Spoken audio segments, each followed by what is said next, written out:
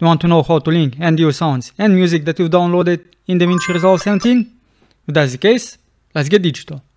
Go to the sounds.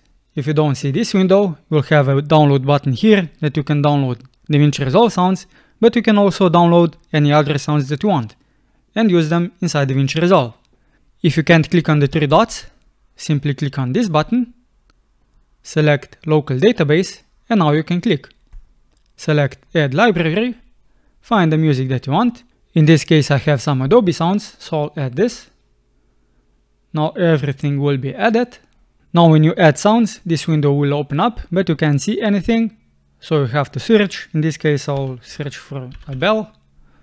I have a lot of bell sounds, so let's see. Click on it, preview it.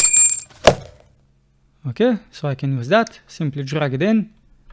I can zoom in, make this a little bit taller, shorten this up, just like that.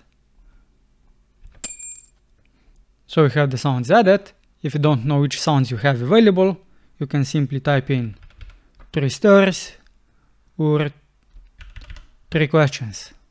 And this will show you all of the sounds and music that you've added in DaVinci Resolve 17.